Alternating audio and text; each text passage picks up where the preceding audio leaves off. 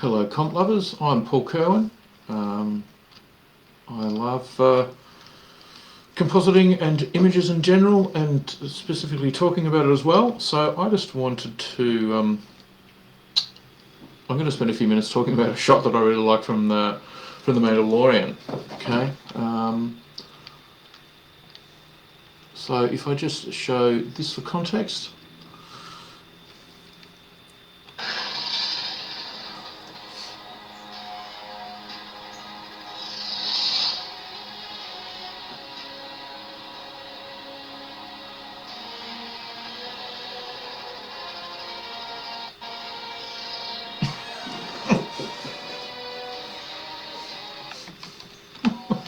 Let's do that again.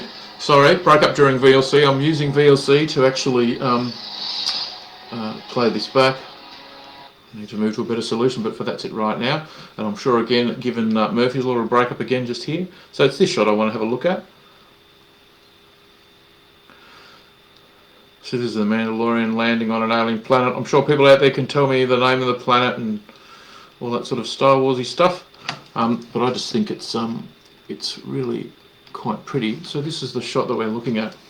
It's not really so much that it's pretty, although it is that too, but it's it has a really nice sense of scale. So first of all, kudos to everyone who's been working on the Mandalorian. It really has a very high quality, consistent level of VFX throughout it, and the consistency is a challenge. So yeah, first of all, it's easy to talk about that show. This is currently airing on Disney Plus. This is just a single shot, no spoilers. But I just thought it was really nice. It sells a really nice sense of scale, and I just want to talk about that for a few minutes in my stream today. So part of it is, well, it's quite hard to sell scale, and so the best way, you want stuff to feel big, you want things to feel significant, you know, and a lot of the time in VFX that's not the case. It's almost like you're fighting a sense. Sometimes it comes from the client, sometimes it comes from yourself when you're just seeing stuff over and over, but the tendency is to have too much happening and too much movement and too much detail and too much contrast, and all of that fights scale. Like if you're trying to make things feel big, then you generally need to be looking at not seeing a lot of detail, not seeing a lot of contrast, not seeing a lot of movement, not seeing a lot of motion. You know, so you're on one end you've got the Michael Bay kind of stuff happening. There's this, you know, everything is shaky cam. You know, it's very hard to actually, you know, it's all handheld camera, and you know, things moving quickly and things moving fast. One of the things about and what that means is that it makes it feel small, right? Small things move fast, big things move slowly, right? Little, you know, gremlins or golem, whatever, crawling around in front of the camera feels quick. Things that are really big, like giants, move slowly. Okay, so that's one of the fundamental things about trying to sell scale. And in a lot of work, you kind of, I think part of what makes it look a bit artificial is it doesn't sell that sense of size. The thing about the Mandalorian is it all looks pretty good. Like there's a number of things that I can chat about, and probably a number of things that I will chat about. It's literally just what I'm watching at the moment, so it's what's going to get talked about with this sort of thing. But if we look at this particular shot on its own, so first of all, there's not a lot of camera movement. The camera movement is quite subtle, which lets you really take a good couple of seconds. Like once the hero ship leaves frame, it really hangs on the landscape, on the kind of looking out over this fort, mini city, whatever it is. The shot hangs for a while, and that's the thing. So first of all, in terms of editorial, you're talking about actually giving it time to really look and to take in what you're looking at, right? Let your mind settle, let your eyes settle. You have time to look around. And have your eyes drift throughout the shot. Because visual effects is generally done by the second, like the longer a shot is, the more expensive it tends to be. And also, in terms of the storytelling aspect, there's a tendency to cut things down. Shorter shots essentially are cheaper. That's one way of looking at it. So creatively speaking, it's one thing you're always going to be fighting a little bit, unless you've got a creative team at editorial essentially who are like, look, you know, this is what's going to happen in this episode. Obviously there's definitely an A-list of people running this thing, and there's some nice moments in The Mandalorian where it does just let you just kind of drink it in and take a breath, right? And so you're looking to do that in terms of visuals. So partly in terms of how the camera moves and how long the shot is, but just the details of the shot. You know, you've got this really nice sense of haze. I mean, I'm a huge fan of haze. I love covering everything up. If it was up to me, every shot would be covered in smoke and haze, and you probably couldn't see much at all. That's not particularly trendy at the moment in visual effects, or not that it's trendy, but generally speaking, people don't want to do exactly what I say for some reason. You're part of a creative team, or you're one rung in a creative team, and there's multiple people who are above me going yes, no, yes, no. Sometimes you get more creative input than others, but a lot of this stuff is going to come from essentially your art direction. You know, your whether it's concept art or whether it's art department, which for Mandalorian in particular, especially season 1, is just absolutely rock solid, I have to say. So it's easy for me to talk about this stuff. But you know, if we're looking at just the framing, just this sense of haze through here, you've got the landscape dropping away to nothing.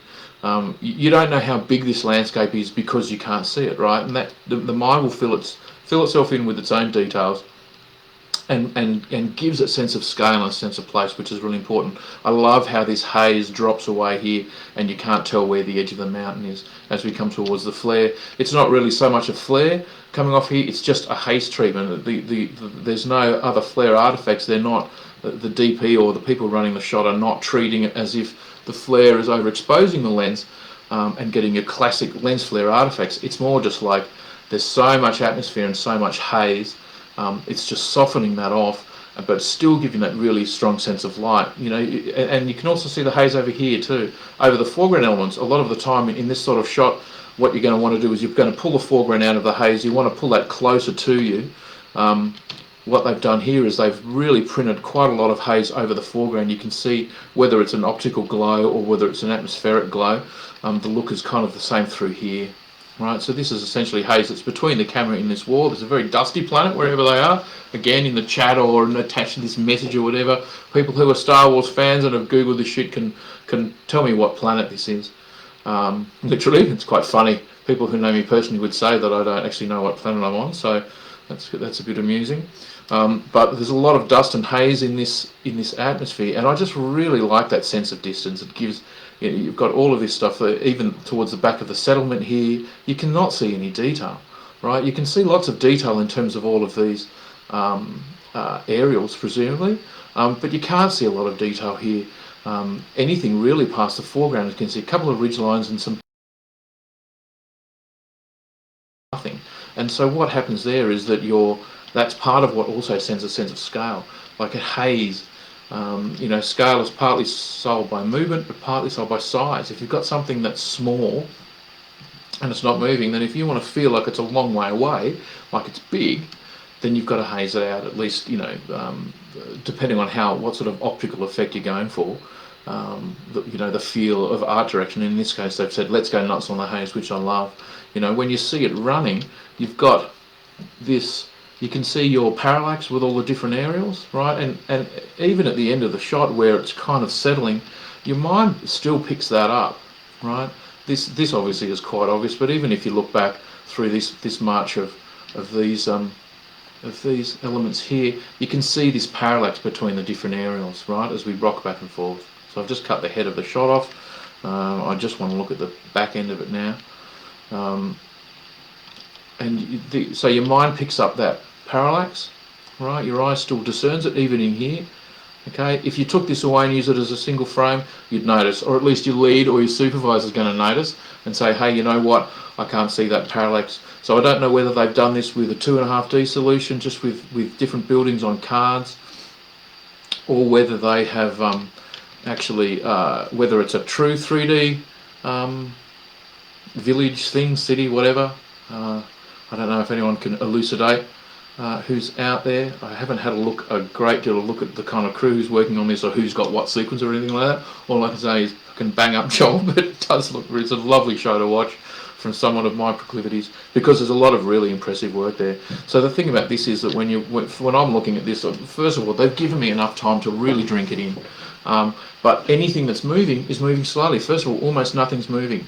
That's one of the things that destroys the sense of scale and a lot of visual effects stuff is people will say, right, I've got a big refinery, or there's a big building, or there's there's something that's back there, you know, there's the evil headquarters or whatever it is. We want stuff that's moving. We want we want smoke, we want, you know, mist or whatever, and we want the camera moving, and I want to have some drift in the clouds, and whatever it is that, you know, if they've got people who are walking around in the background, or there's torches, or whatever there is that you're putting in the scene, there's a tendency to want to make it move too much, right? Because I want to see it. I'm paying for it. I'm paying a shitload of money for this. Clients saying, I want to see stuff moving around. Where's my contrast? Where's my pixels, right?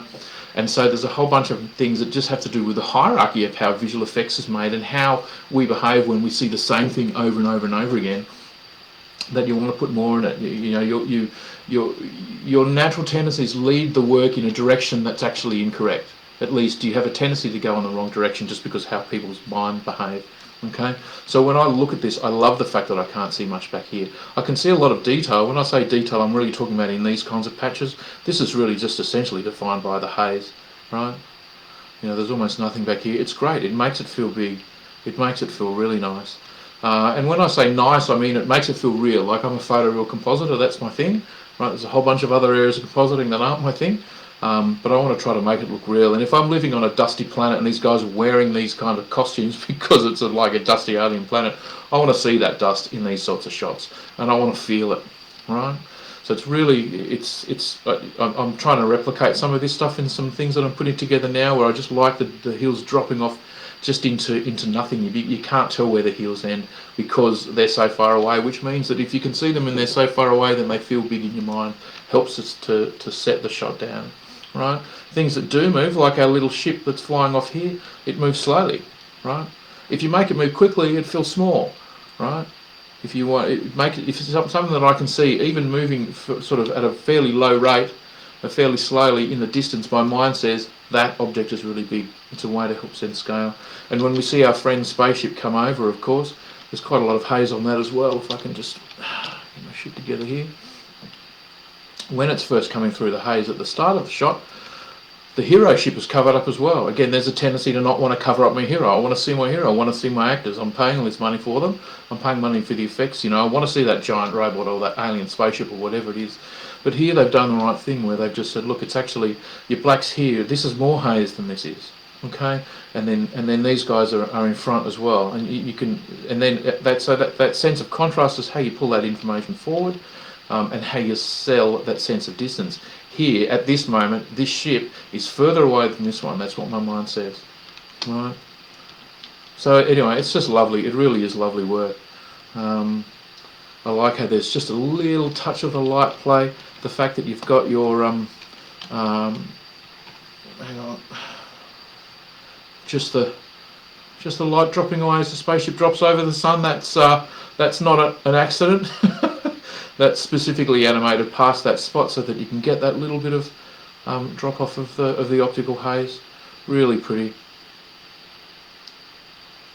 Okay, so I suppose as we go forward, I think a lot about scale, because a lot of selling stuff in visual effects is about selling a sense of size, whether you're trying to make something feel small or whether you're trying to make something feel big. And the whole point is to achieve something that feels as if it's for real. So if I went to this planet and filmed it, I you know, how would it actually look given the haze level and the kind of atmosphere and the look, atmosphere, filmic atmosphere that the client is trying to bring across. Okay, so yeah, that's probably all I'll chat about here. There's lots of stuff to talk about the Mandalorian. I'm literally just going to chat about stuff that I come across and things that I find interesting. But this, you know, when you see it in the context of the sequence, assuming I can actually watch some of this without my computer blowing up, it's just really nice. It's just about this guy coming down. This sort of stuff is hard to sell as well. You know, even the deforested parts of this episode where they're walking around. It's really well done. Yeah. So if anyone has any thoughts on this, or if there's anyone who's been lucky enough to be working on this, or you know someone who's been working on this or whatever, just feel free to put something in the chat. You know, or call out shots that you like from this show, and it might give me something else to talk about. Anyway, just wanted to go through some of the stuff that goes through my mind when I look at this. It's certainly much easier to talk about shots that you don't like, or things that you don't like. At the moment, I'm just going to focus on things that I'm really impressed with. So again, it's just I think the whole show in general, but this sequence in particular is really sweet. So thanks for tuning in and listening to me. You know, check out the Facebook group and all that social media stuff that you guys tend to know so much about. Anyway, like I said, I'm Paul Cowan. Thanks for listening, and I'll sign off.